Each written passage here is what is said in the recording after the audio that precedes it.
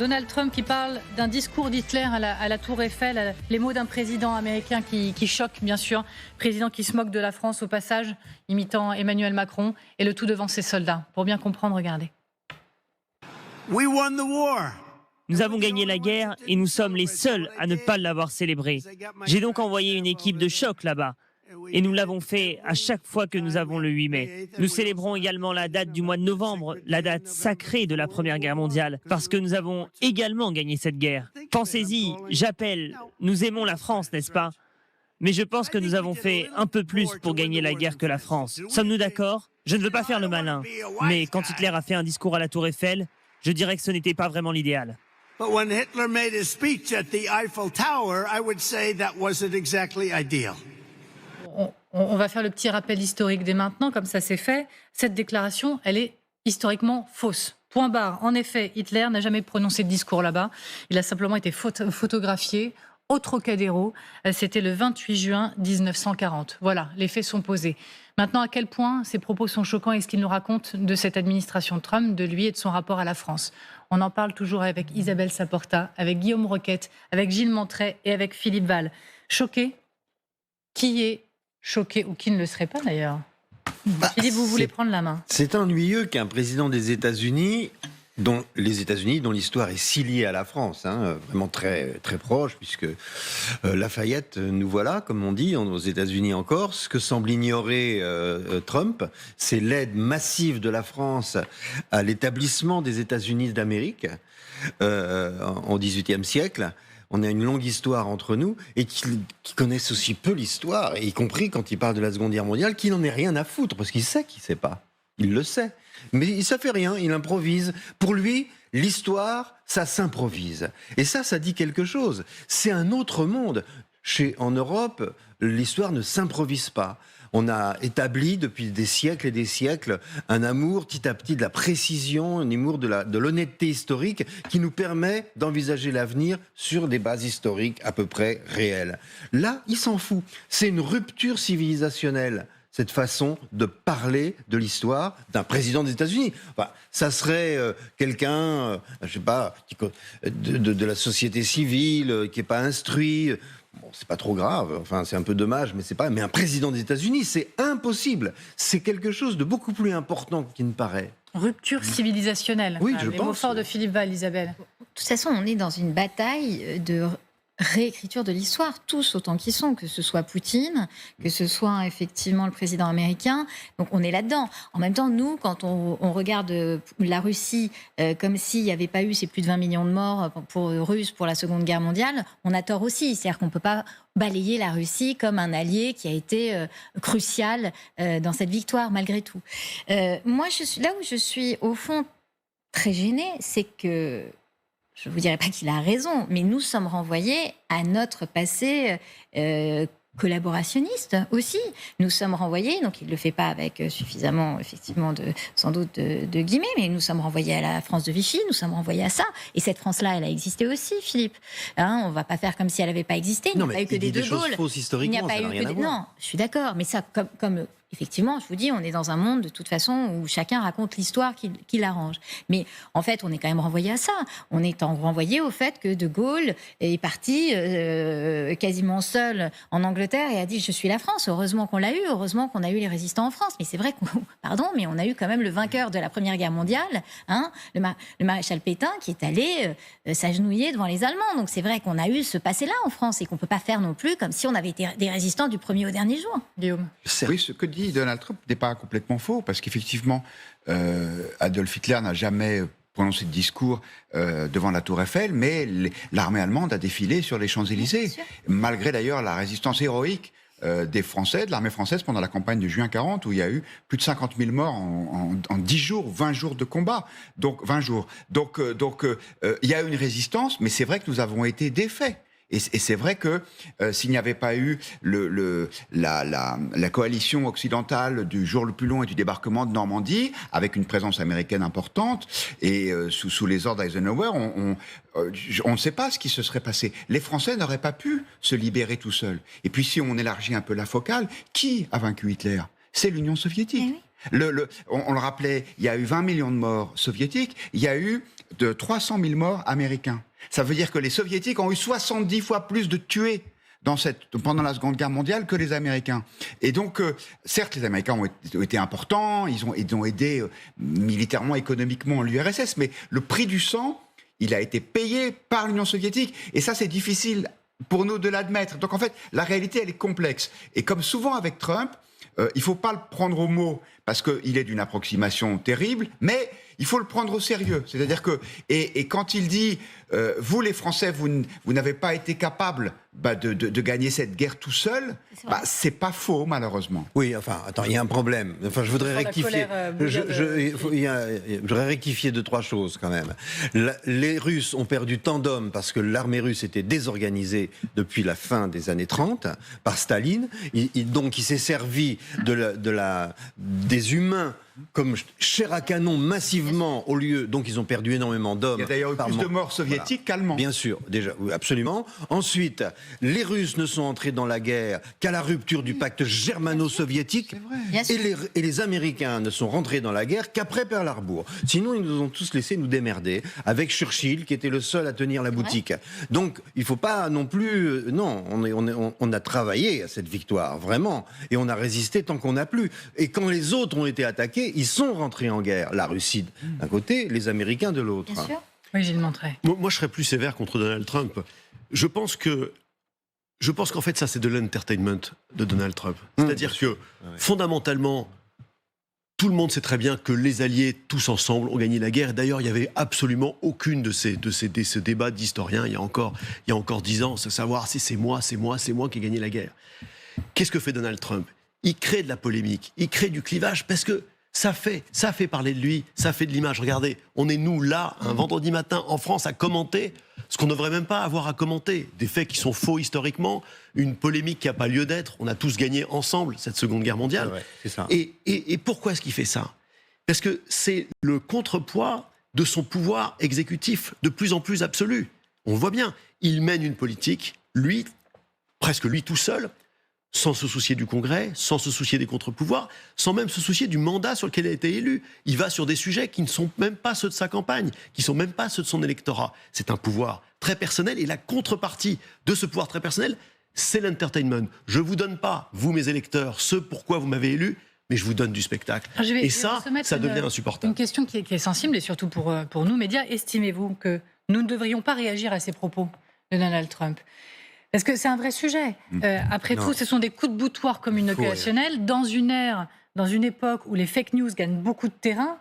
Est-ce que, face à ça, il faudrait ne pas en parler pour ne pas donner d'importance, ou au contraire, faut-il faire face, prendre les mots pour dire voilà quelle est la vérité et combattre pied à pied ? Et vous avez Que faut-il raison, mais faire ? bien sûr, Amélie, il faut le faire. Et par ailleurs, on ne va pas faire comme si ce n'était pas, entre guillemets, les 3 maîtres du monde, que sont les États-Unis, la Russie et la Chine, qui menaient la danse. Et on ne va pas faire comme si ce qu'ils disaient n'avait pas d'effet performatif, au fond. Bien sûr que c'est important. Moi, bien sûr qu'il faut combattre pied à pied. Et moi, par ailleurs, pardonnez-moi, Gilles Montreuil, mais je ne suis pas d'accord avec vous. Moi, je trouve qu'hélas, il fait exactement ce qu'il avait prévu de faire, Donald Trump. Et ce projet 2025, et ce qui avait été dit dans la pré-campagne, et ce qu'avait dit J.D. Vance. Le problème, c'est que peut-être que nous, démocratie libérale, on n'est pas habitués à ça, avec ces démocraties libérales, mais hélas, alors, ils le font peut-être que ça ne marchera pas, que ça va se fracasser ses droits de douane, etc., que son électorat MAGA perdra beaucoup d'argent, mais hélas, il fait exactement ce qu'il a dit qu'il ferait. Et je trouve d'ailleurs que c'est assez dramatique, parce que la feuille de route n'est pas très engageante pour nous. Oui. Donald Trump a été élu sur un mandat clair qui était sur l'immigration, sur une forme d'isolationnisme américain et sur le pouvoir d'achat. Il ne délivre pas sur ce sujet-là. Il est en train de créer justement... Il avait dit les droits de douane, il les met. Oui, non, il avait dit l'immigration, il le fait. Il a dit l'isolationnisme, on est tous en train de monter à 5% de nos dépenses militaires, comme il nous l'avait demandé. Dans les démocraties telles qu'on les vit aujourd'hui, plus personne ne vote sur l'intégralité d'un programme. On est élu aujourd'hui sur 1 ou 2 mandats forts. Lorsque Milei, et c'est une discussion qu'on a eue avec Guillaume, lorsque Milei en Argentine attaque et coupe les crédits budgétaires, etc., c'était exactement son mandat, c'était sa tronçonneuse. Il a un mandat pour le faire. Lorsque Donald Trump joue sur les droits de douane, c'était un aspect marginal de la campagne. C'est pas là-dessus qu'il a été élu. Et il en joue justement parce que il a pris ce mandat-là pour les pleins pouvoirs. Maintenant que je suis là, j'ai les pleins pouvoirs. Et ça pose une question sur la démocratie et sur ce que les citoyens peuvent ou pas décider d'une politique publique.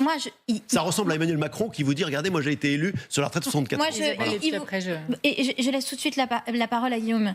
Moi, je ne suis pas d'accord avec vous. Il fait ce qu'il a dit qu'il ferait. Par contre, là où je suis d'accord avec vous, c'est que je ne suis pas du tout sûre que ça marchera. Et je pense que ça paupérisera son électorat MAGA. Mais pour moi, c'est deux choses différentes. Je pense que, en tout cas, il est certain qu'on doit réagir à ces déclarations. Alors, c'est un peu pénible parce c'est lui qui fixe le tempo.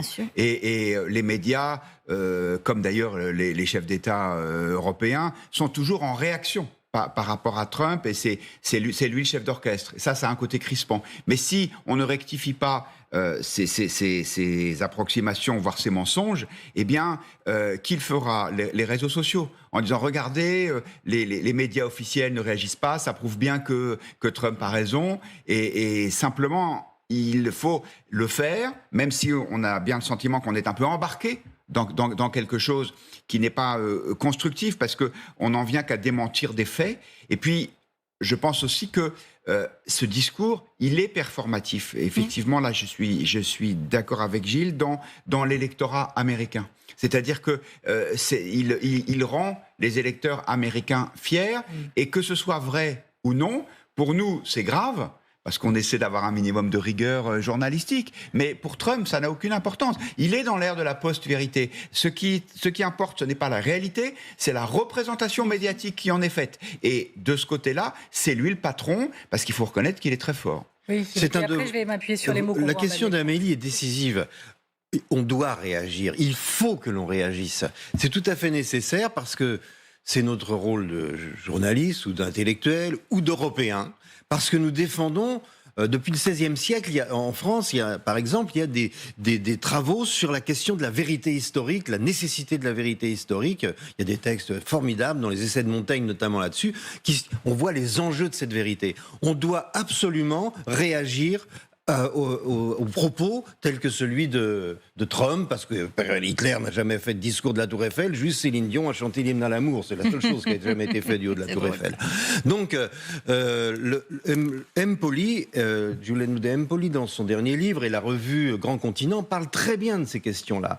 Cette question dans l'Empire de l'ombre, là, récemment, qu'ils ont fait paraître chez Gallimard, c'est très intéressant, parce on est en train de passer dans un autre monde, où l'agression contre nous n'est pas simplement militaire et économique, elle est aussi au niveau du verbe. Elle est narrative. Elle est narrative. L'agression narrative est extrêmement dangereuse, et nous devons y réagir et apprendre à y réagir de façon efficace. Je me permets, parce que le temps file, et quand on dit que Trump s'acharne sur la France, parfois on a l'impression qu'il s'acharne contre Emmanuel Macron.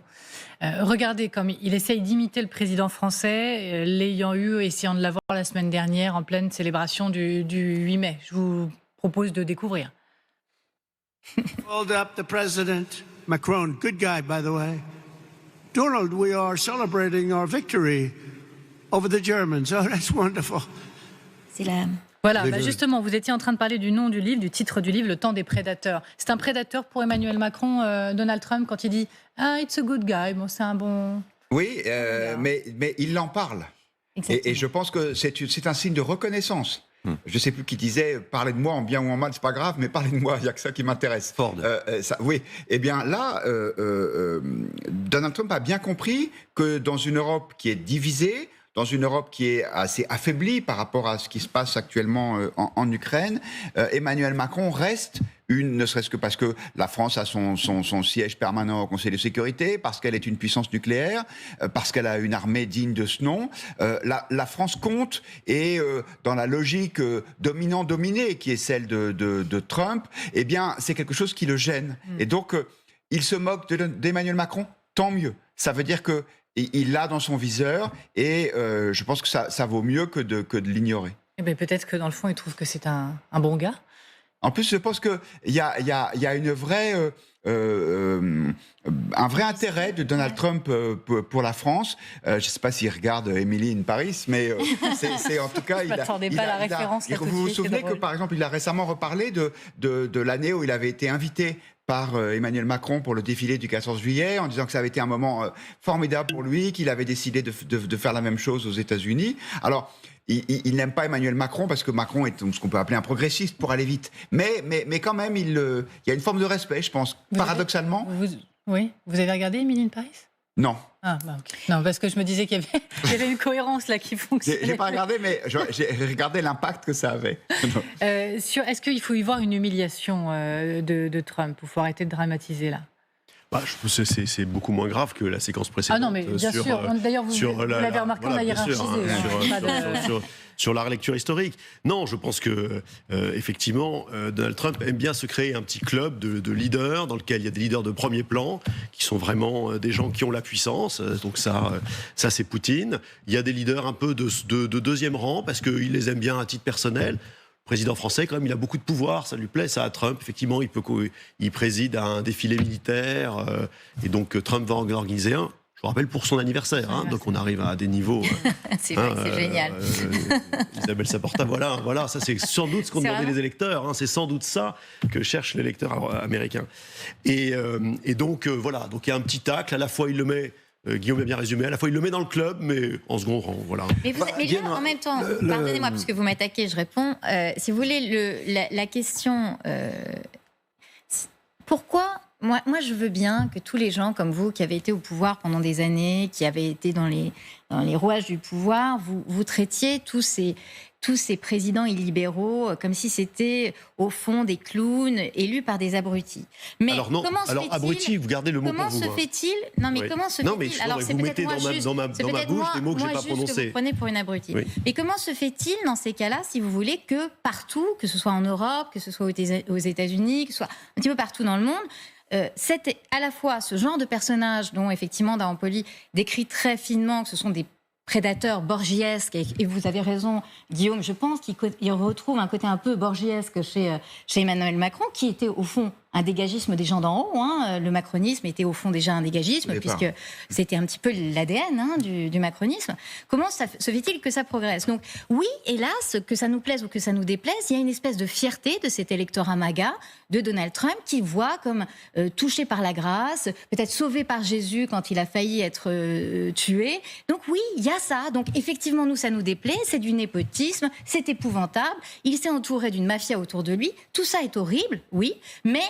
Si vous voulez, c'est pas en se moquant que ça fonctionne. Non, mais on parlera peut-être de Mélanie tout à l'heure, parce que précisément, il y a une différence. Je pense que l'électorat MAGA est en train, en première ligne, de trouver que c'est pas forcément pour ça qu'il avait voté, et donc la courbe de popularité de Trump est en baisse en ce moment. Ça, c'est factuel. Et précisément, c'est loin d'être des abrutis. C'est évidemment un dégagisme de citoyens qui, de manière légitime, ont pensé que depuis des années, ils votaient pour des politiques qui n'étaient jamais mises en plaque, que dans le fond, leur vote ne servait à rien, et qu'ils ont voté pour quelqu'un qui avait un message de dégagisme. Simplement, c'est un opportunisme, Trump. Au lieu d'appliquer ce programme-là, au lieu d'appliquer ce pourquoi il a été élu, il en fait un pouvoir personnel et même un pouvoir sur ses intérêts privés. C'est ça qui est scandaleux.